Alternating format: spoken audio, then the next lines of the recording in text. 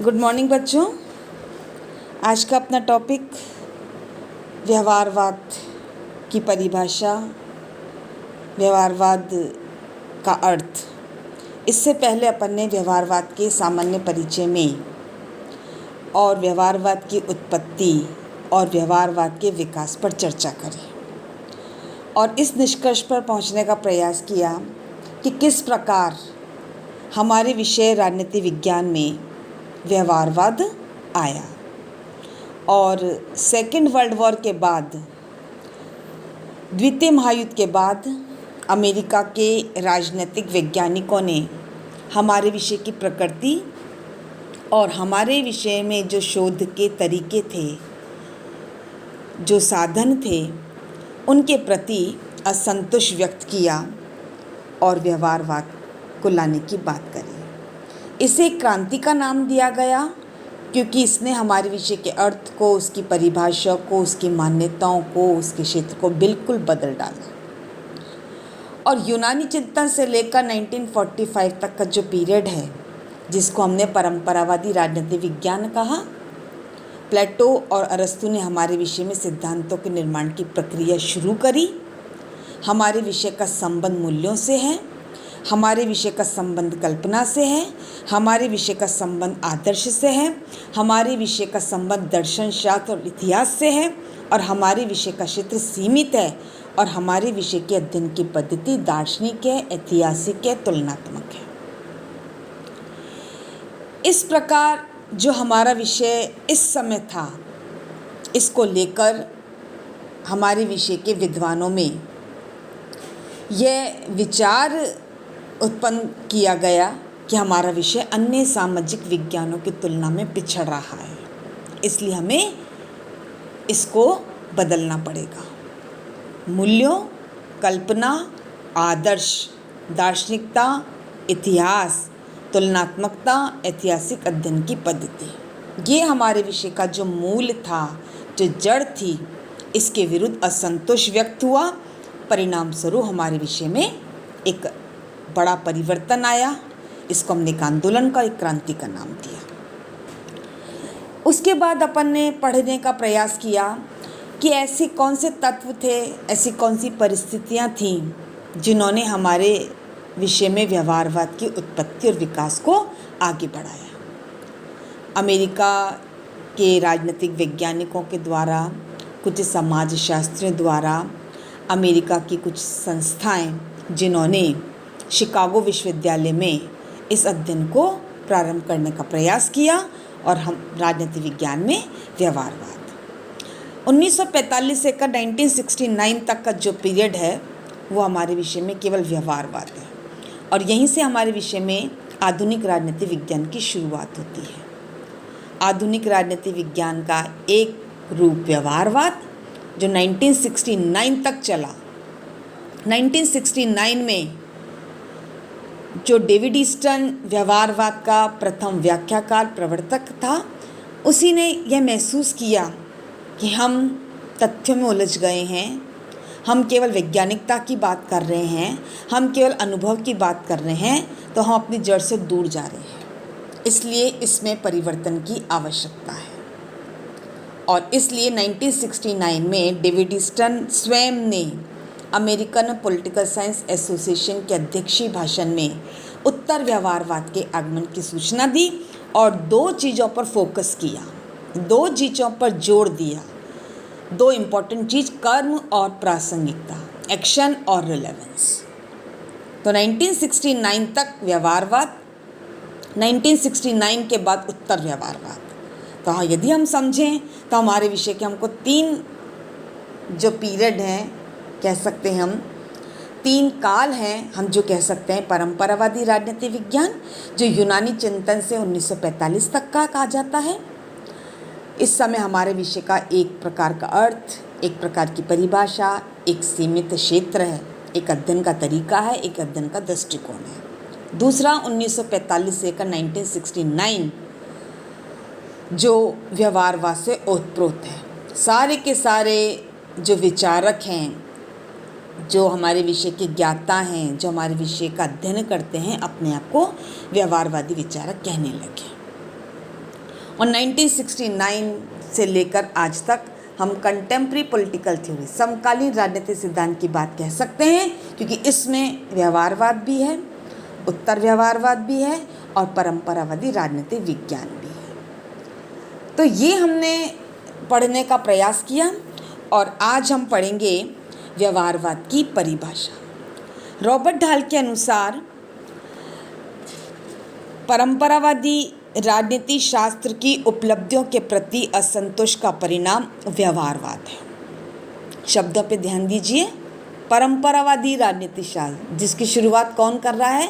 प्लेटो, अरस्तु, यूनानी चिंतन ने उपलब्धियां हासिल करी, यानी इन लोगों ने अपने विषय में सिद्धांतों के निर्माण की प्रक्रिया करी, तो हमारे विषय की बहुत बड़ी उपलब्धि है। लेकिन इस उपलब्धियों के प्रति असंतोष व्यक्त किया गया, और असंतोष किस रूप में? उसकी प्रकृति को लेकर, शोध के साधनों को लेकर। तो क्या परिभाषा दी? परंपरावादी राजनीति शास्त्र की उपलब्धियों के प्रति असंतोष का परिणाम व्यवहारवाद है। यद्यपि व्यवहारवाद को एक निश्चित परिभाषा में व्यक्त करना काफ़ी कठिन बात है, क्योंकि व्यवहारवादी क्रांति के समय व्यवहारवादी वैज्ञानिक अपने विरोध को दर्शाने या परंपरावादी राजनीतिक सिद्धांत या दृष्टिकोण को अस्वीकार करने और तथ्यों के अनुभववादी गणितीय परिमाणिक विश्लेषण के माध्यम से मानवीय राजनीतिक व्यवहार के विज्ञान के निर्माण का पक्ष लेने के लिए व्यवहारवाद को एक छाते की तरह प्रयोग करते रहे। अपने अपने हिसाब से व्यवहारवाद को परिभाषित करने का प्रयास किया, लेकिन सब एक छाते के नीचे, और वह छाता कौन सा है? व्यवहारवाद का है। इसकी लोकप्रियता के शिखर के दिनों में बहुत से राजनीतिक वैज्ञानिक इसको भिन्न भिन्न तरीकों से परिभाषित करते रहे, परंतु वह व्यवहारवाद की प्रकृति और क्षेत्र के संबंध में भिन्न भिन्न विचार रखने के उपरांत अपने आप को व्यवहारवादी कहने का गौरव अनुभव। सब ने कहा हम व्यवहारवादी हैं, और सब ने अपने अपने तरीके से इसकी प्रकृति, इसके क्षेत्र को स्पष्ट करने का प्रयास किया। इस स्थिति की किर्कपैट्रिक ने उचित ढंग से व्याख्या करी कि द्वितीय विश्व युद्ध के बाद और 1950 के मध्य के वर्षों तक राजनीतिक व्यवहारवाद का दृष्टिकोण भी था, एक चुनौती भी थी, एक झुकाव भी था, एक सुधार अभियान भी था, एक प्रकार का अनुसंधान भी था और एक प्रकार की प्रार्थना भी थी। इन बिंदुओं के आधार पर किर्कपैट्रिक ने व्यवहारवाद को स्पष्ट करने का प्रयास किया। अब जहाँ तक डेविड ट्रूमैन ने व्यवहारवाद की परिभाषा को राजनीतिक व्यवहार के विज्ञान के रूप में किया, और दो चीज़ों पर इन्होंने बल दिया, और वो दो चीज़ क्या है? शोध व्यवस्थित होना चाहिए, सिस्टमेटिक, और शोध अनुभववादी साधनों पर आधारित होना चाहिए। अनुभव, अभी तक शोध कैसा था? क्योंकि कल्पना पर आधारित था, क्योंकि मूल्यों पर आधारित था, स्वयं व्यक्ति के विचारों पर आधारित था, इसलिए जो व्यक्ति के मन में आया वो सिद्धांत बन गए।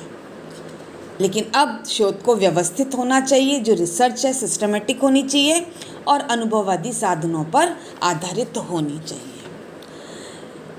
इस परिभाषा के तहत ही व्यवहारवाद घटनाओं, संगठनों या संस्थाओं का नहीं, बल्कि व्यक्तियों और सामाजिक समूह के व्यवहार का अनुभववादी विश्लेषण करने का पक्षधर है। अभी तक हम केवल किसका अध्ययन करते हैं? राज्य क्या है, सरकार क्या है, राजनीतिक संस्थाएं क्या हैं। अब हमको किसका अध्ययन करना है? व्यक्तियों का, व्यक्तियों के समूहों का, उनके व्यवहारों का। तभी हम सही निष्कर्ष पर पहुंचने का प्रयास कर सकते हैं। व्यवहारवाद सिद्धांत और अनुसंधान को उसी संदर्भ में रखता है जिसे मनोविज्ञान, समाजशास्त्र आदि के सिद्धांत को रखा जाता है। अर्थात अभी तक हमारे विषय का संबंध केवल इतिहास और दर्शन शास्त्र था। अब इंटरडिसिप्लिनरी अप्रोच, अंतर विषयक अध्ययन के आधार पर, दृष्टिकोण के आधार पर हम अपने अध्ययन को आगे बढ़ाएंगे। यह सिद्धांत और अनुसंधान की एक दूसरे पर निर्भरता पर बल देता है।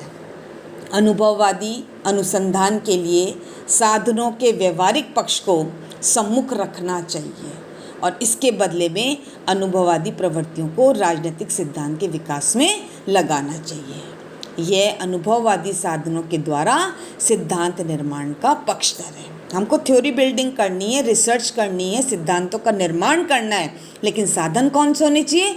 अनुभववादी साधन। तो इस प्रकार व्यवहारवाद जो है वह परंपरावादी राजनीतिक विज्ञान की उपलब्धियों के प्रति असंतोष का परिणाम है और इसमें तथ्यों की बात की जा रही है, इसमें अनुभव की बात की जा रही है, इसमें वैज्ञानिकता की बात की जा रही है और इसमें अंतर अनुशासनात्मक दृष्टिकोण की बात की जा रही है और इसमें व्यक्ति और व्यक्ति समूह के व्यवहार की बात की जा रही है। तो ये व्यवहारवाद की परिभाषा है। जहाँ तक व्यवहारवाद की प्रमुख मान्यताओं का प्रश्न है, नंबर 1, मानवीय व्यवहार का अध्ययन इसकी प्रमुख मान्यता है।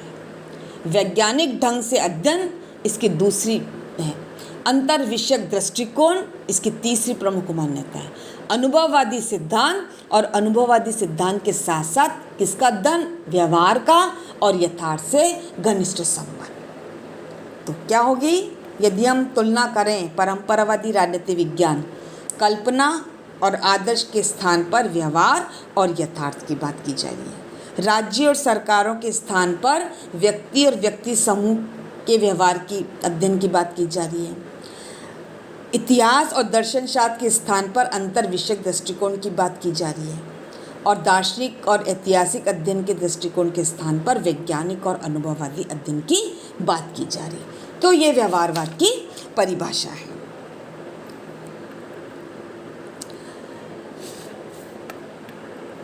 अब जहाँ तक डेविड ईस्टन जो व्यवहारवाद का प्रबल समर्थक है, प्रथम व्याख्याकार है, इसने व्यवहारवाद की कुल 8 मान्यताओं को स्पष्ट करने का प्रयास किया। नंबर 1, नियमितता है, रेगुलेटिव्स। डेविड ईस्टन के अनुसार व्यवहारवाद में राजनीतिक व्यवहार में नियमितता देखने को मिलती है। इन नियमितताओं के आधार पर हम निष्कर्षों के आधार पर हम सही निष्कर्ष तक पहुंचने का प्रयास कर सकते हैं, सामान्यीकरण की ओर पहुंच सकते हैं। उदाहरण दिया गया, कहता है वो कि व्यक्ति के व्यवहार में नियमितताएं देखने को मिलती है, यानी एक समय में हर व्यक्ति एक प्रकार का व्यवहार करता है और इस व्यवहार का यदि हम अध्ययन करें तो स्पष्ट होता है कि व्यक्ति के व्यवहार में नियमितता। इन नियमितताओं के आधार पर हम क्या कर सकते हैं? हम निष्कर्ष निकाल सकते हैं, सामान्यीकरण की ओर पहुंचने की बात कर सकते हैं। तो डेविड ईस्टन के अनुसार व्यवहारवाद की प्रमुख विशेषता नियमितता है। किसके व्यवहार में नियमितता है? व्यक्ति और व्यक्ति के समूह के व्यवहार में, यानी एक समय में हर व्यक्ति एक प्रकार से व्यवहार करता है। तो हम जब पूछताछ करते हैं, बातचीत करते हैं, तो हमको एक सी चीज़ मिलती है। जब एक सी चीज़ मिलती है तो हम निष्कर्ष भी आसानी से निकाल सकते हैं। तो व्यक्ति के व्यवहार में नियमितताएं देखने को मिलती है। नियमितताओं के आधार पर हम सामान्यीकरण की ओर पहुंच सकते हैं और निष्कर्ष तक पहुंचने का प्रयास कर सकते हैं। दूसरी विशेषता सत्यापन, वेरिफिकेशन। जब नियमितताओं के आधार पर निष्कर्ष निकाल दिए तो जब हम इसको वेरीफाई कब करेंगे? जब रिजल्ट आएगा। इन सामान्यीकृत सिद्धांतों की सत्यता का परीक्षण राजनीतिक व्यवहार के संदर्भ में किया जा सकता है। जो हमने भविष्यवाणी करी, जो निष्कर्ष निकाले, तो हमने इसको वेरीफाई क्या किया? जब उसका रिजल्ट आ गया। तो रिजल्ट भी वही आया जिसकी हमने भविष्यवाणी करी थी। तो दूसरी विशेषता सत्यापन। किस चीज़ का सत्यापन? जो हमने नियमितताओं के आधार पर निष्कर्ष निकाले थे, सामान्यीकरण निकाले थे। तो नियमितताएं और सत्यापन डेविड ईस्टन के अनुसार व्यवहारवाद की प्रमुख विशेषता है। तीसरी प्रमुख विशेषता विभिन्न तकनीकें, डिफरेंट टेक्निक्स। तथ्यों को प्राप्त करने, जो हमको फैक्ट्स इकट्ठे करने, उनका विश्लेषण करने के लिए कई एक तकनीकों या साधनों का प्रयोग किया जा सकता है, परंतु इसका प्रयोग करने से पहले इनकी औचित्यता और दृढ़ता को परखा जाना आवश्यक होता है। हम ऐसी टेक्निक अपनाएं जिससे कि हमको सही तथ्य प्राप्त हो। अभी तो हम कल्पना और आदर्श के आधार पर अध्ययन कर रहे थे, हमको प्रश्नावलियाँ बनवाकर, इंटरव्यूज़ लेकर, अनुसूचियाँ बनाकर, उस जगह पर जाकर तथ्य को इकट्ठा करना, उसका विश्लेषण करना है, तभी हम सही सिद्धांत बना सकते हैं, थ्योरी बिल्डिंग कर सकते हैं। तो विभिन्न तकनीकों के माध्यम से व्यवहारवादी सही निष्कर्ष तक पहुंचने की बात करते हैं। तो विभिन्न तकनीकें, ये डेविड ईस्टन के अनुसार व्यवहारवाद की तीसरी प्रमुख विशेषता है। परिमापीकरण, संग्रहित तर्कों की वास्तविकता को देखने के लिए जो हमने तथ्य इकट्ठे करे हैं, जो हमने तर्क इकट्ठे कर रहे हैं प्रश्नावली के द्वारा, अनुभव के द्वारा, वैज्ञानिकता से, उनको परिमापीकरण की आवश्यकता होती है। किसी भी साधन का प्रयोग करते हुए सांख्यिकी और परिमापात्मक ढंगों का प्रयोग किया जाना चाहिए। तो परिमापीकरण, मापना, मेजरमेंट, किनको? जो हमने तर्क इकट्ठे करे हैं, जो हमने तथ्य इकट्ठे करे हैं। मूल्यों से स्वतंत्रता तथा मूल्यों के स्थान पर तथ्यों का अध्ययन। पांचवी प्रमुख विशेषता व्यवहारवाद की डेविड ईस्टन के अनुसार अभी तक जो हमारा अध्ययन का जो फोकस था वो हमारे मूल्य थे, हमारे वैल्यूज़ थे, हमारे विचार थे, हमारी कल्पना थी, हमारे आदर्श थे। और अब मूल्यों का हमारे विषय से कोई लेना देना नहीं है। मूल्यों के स्थान पर हम किसकी बात करेंगे? तथ्यों के अध्ययन की बात करेंगे, फैक्ट्स की, क्योंकि फैक्ट्स के आधार पर ही हम सिद्धांतों का निर्माण करेंगे। नेक्स्ट, क्रमबद्धता, अनुसंधान, जैसा कि डेविड ट्रूमैन ने कहा, शोध कैसा होना चाहिए? व्यवस्थित होना चाहिए। अनुसंधान क्रमबद्ध, नियमित और व्यवस्थित होना चाहिए। अनुसंधान और सिद्धांत दोनों एक दूसरे पर निर्भर हैं और दोनों ही ज्ञान के प्रमुख भाग हैं। दोनों प्रमुख भाग कौन से? रिसर्च और थ्योरी। तो शोध कैसा होना चाहिए? क्रमबद्ध होना चाहिए। डेविड ईस्टन कहता है हमारा विषय प्योर साइंस है। अन्य विज्ञानों की तरह राजनीति विज्ञान को भी सिद्धांत निर्माण और निर्मित सिद्धांतों के प्रयोग के द्वारा विशुद्ध विज्ञान बनाया जा सकता है। प्योर साइंस, जैसे नेचुरल साइंस प्योर साइंस है, डेविड ईस्टन कह रहा है कि हमारा विषय भी क्या है? प्योर साइंस है। क्योंकि यहाँ पर किसकी चीज़ बात देखी जा रही है? तथ्यों की। क्या देखा जा रहा है? अनुभव। क्या देखा जा रहा है? वैज्ञानिकता। और क्या देखा जा रहा है? अंतर अनुशासनात्मक दृष्टिकोण। तो हमारा विषय भी क्या है? प्योर साइंस है। सैद्धांतिक ज्ञान और वैज्ञानिक अध्ययन दोनों का केंद्र ज्ञान प्राप्ति है। उचित ज्ञान प्राप्ति के द्वारा ही विषय उचित सिद्धांत निर्माण कर सकता है। सिद्धांत के उपयोग से सभी समस्याओं का समाधान किया जा सकता है। तो हमारा विषय क्या है? प्योर साइंस है। कैसा? जैसा ये प्राकृतिक विज्ञान नेचुरल साइंस होता है। आखिर विशेषता एकीकरण, इंटीग्रेशन। सामाजिक विज्ञान और राजनीतिक विज्ञान के एकीकरण से इनकार नहीं किया जा सकता है, ऐसा डेविड ईस्टन का मानना है। सभी सामाजिक विज्ञान मिलकर सभी मानवीय संबंधों का ज्ञान प्राप्त करते हैं। एक सामाजिक विज्ञान अन्य सामाजिक विज्ञानों की सहायता से ही चलता है। यदि इनके अन्य संबंधों को पहचान लिया जाए तो राजनीति शास्त्र को भी अन्य सामाजिक विज्ञानों की तरह उचित और विकसित दर्जा प्राप्त हो जाएगा। यानी सारे के सारे विषय मिले हुए हैं। एक विषय को रिसर्च करने के लिए, कुछ अध्ययन करने के लिए दूसरे विषय का सहारा लेना पड़ता है। सब एक दूसरे से गुथे हुए हैं। ये सब इंटीग्रेशन है, ये सब एकीकृत है।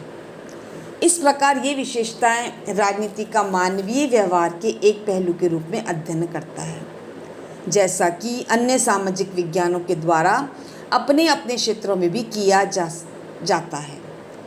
अंतर विषयक दृष्टिकोण का ये समर्थन करता है और राजनीतिक व्यवस्था को एक वैज्ञानिक सिद्धांत बनाने के उद्देश्य से अनुभववादी अनुसंधान और तथ्य संग्रहण और विश्लेषण के लिए गणितीय सांख्यिकी परिमाणात्मक तकनीक का उपयोग करने का यह पूर्ण समर्थन करता है।